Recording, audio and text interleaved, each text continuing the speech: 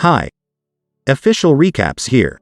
Today, I'm going to explain a film called Exam. Before getting to the video, don't forget to subscribe and leave a like to support the channel. At the start of the film, 8 candidates are shown preparing for a hiring interview for a lucrative corporate job.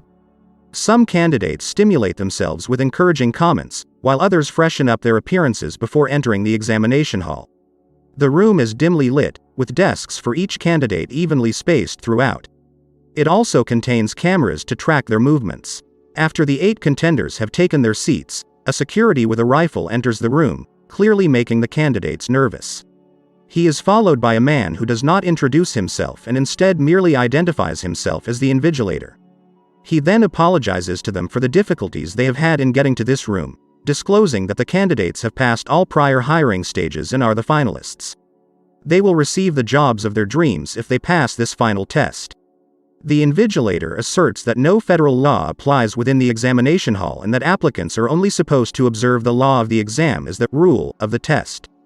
They are not permitted to speak with the guard or the invigilator. Similarly, if they purposefully or unintentionally damage the paper or leave the room for whatever reason, they will be disqualified. The candidate will be given 80 minutes to finish the examination. They just have one question to answer on the paper in front of them. The invigilator then asks whether they have any further queries. He wishes them luck, begins the timer, and walks out when no one responds. When the contestants turn their sheets around, they discover that they are absolutely blank. They all stare at each other, puzzled. They become increasingly worried as time goes. As a result, candidate number 2 begins writing on her paper why she believes she is qualified for the position. The camera in the room zooms in on her paper, and the guard orders her to be thrown out because she trashed it. As the guard closes the doors behind her, number 2 pleads for another opportunity. After a while, number 5 discovers that the regulation states that they cannot speak to the invigilator or the guard, implying that they can speak to each other. He tells the others the same thing, leading them to assume that they must work together to figure out what the question is before they can discover a solution. The group discusses several strategies for passing the test, but they are all equally perplexed. Candidate number 1 does not talk at all during this. One man attempts to introduce himself, but number 5 advises they give each other pet names instead of revealing their genuine identities. He goes on to mention Deaf as the first candidate because he hasn't spoken yet. The men are then given the names Brown, Black, and White based on their race, while the women are given the names Blonde, Brunette, and Dark based on their hair color.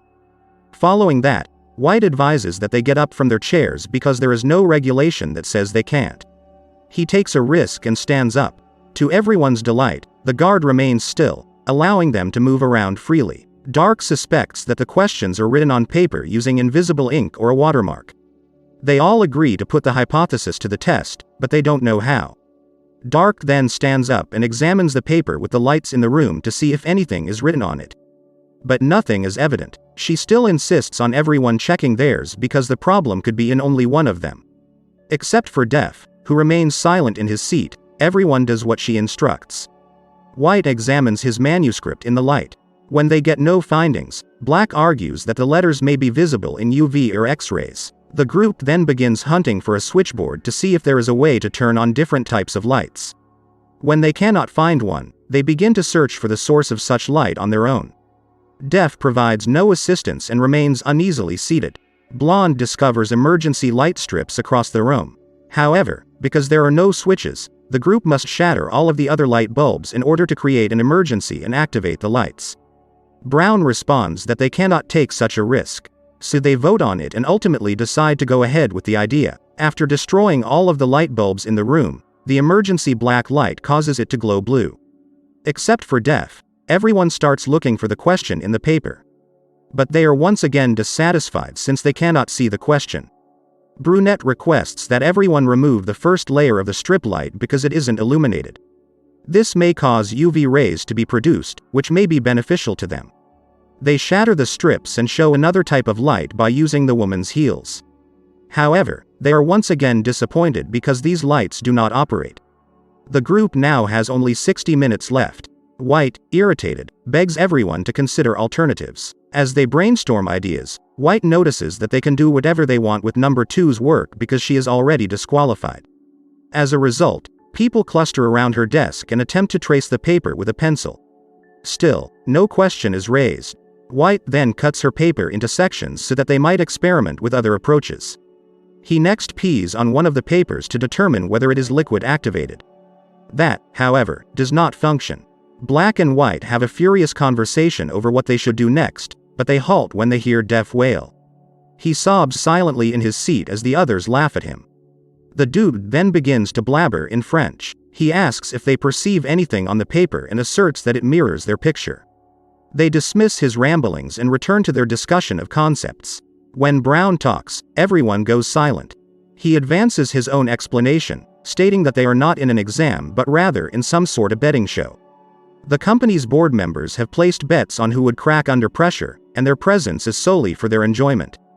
Dark believes that the board members have better things to do with their time, but Brown believes that money is the least of their problems. With the amount of money they have, the board members most likely lie for the risks. Everyone is now contributing their own ideas. Some believe the invigilator is to blame, while others believe the CEO is to blame. Under strain, they begin to snap and insult each other. Brunette asserts firmly that no one is observing them because the CEO is involved in the business. He has complete control over the corporation and all of its assets. She clearly knows more about the company than anyone else. Brown inquires as to how she knows so much about the CEO. Brunette is already employed by the company in human resources but has never met the CEO. She applied for a better job and is currently here. White then discloses that he was approached and offered the position. Others, though, claim that they applied for it. However, they all have one thing in common. They know nothing about the organization and what it does because they were taught not to ask any questions. Brunette then adds that they are seeking for a position at Barag, a well-known multi-million-dollar pharmaceutical company. When a pandemic hit the world's youth a few years ago, they were the first to discover a treatment. Their annual revenue is now $20 billion, all thanks to their CEO. Suddenly, Black says that the corporation may have discovered a treatment for the latest deadly disease that has killed millions of people worldwide. Dark becomes fascinated and inquires further about it. White is skeptical, so he asks Dark if she has been afflicted by the virus as well. Dark denies it and ignores the matter. To divert attention away from herself, she approaches the guard and pulls a lighter from his pocket without speaking to him. Then she notices the fire alarm. The group intends to use the lighter to activate the sprinkler because water may cause the words on the paper to fade. Dark does this by climbing a chair but failing to reach the fire alarm. White assists her by handing her a rolled piece of paper, which she lights up and uses to set off the alarm. Water soon begins to fall, yet the documents remain unchanged. Suddenly, the guard approaches the group. Dark then unfolds the paper in her palm, revealing it to be her own. White had betrayed her in order to level the playing field. The guard leads Dark away while calling White a liar. Following that, an irate Black threatens to punch out the white lights. The lights go out, and the gang assumes they are voice activated. When Def starts crying again, White stealthily sits in front of him and taunts the poor guy into shredding and eating his own paper. Def is approached by the guard, who sends him away as well. There are now just 5 contestants left. Black dismisses White as a bad person, but White believes that they should thank him for getting their competition out. He also claims to know the answer to the question but refuses to inform the others. Black strikes him out with a single punch in a fit of wrath. The group then binds him to a bench and uses a tie to cover his lips. White regains consciousness after some time. Brunette removes his gag and requests his medication, explaining that he, too, is sick with the virus and must take medication every hour in order to live.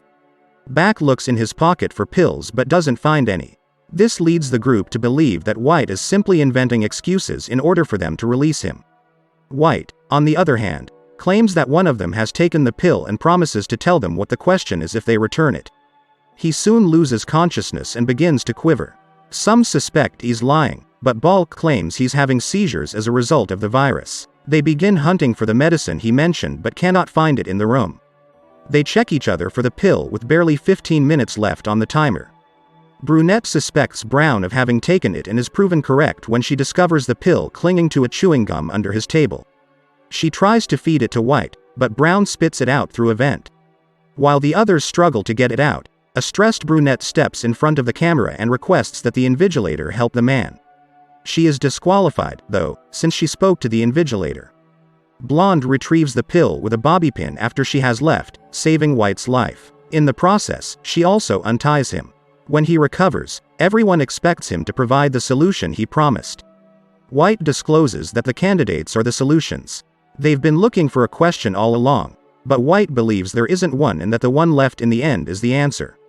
The rest of them believe him, but White flees to obtain the gun from the guard before they can act. Blanck shoves him aside and takes the rifle for himself. He points it at White, who asserts strongly that he will not shoot anyone. He strikes Blanck while also obtaining the gun. However, when he prepares to use it, he notices that the gun has fingerprint recognition. As a result, White employs the guard and points the gun towards the others. He warns everyone in the room to go on their own so that he can gain the position.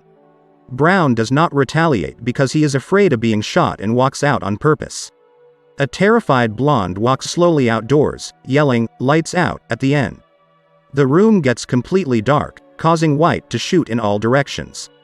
When the lights come back on, Blanck is motionless on the floor, a bullet hole in his chest. White looks around the room and notices Blonde still has one foot inside. He is going to shoot her as well when he notices the timer has stopped. Now, White walks up to the camera and informs the invigilator that he has won the tournament.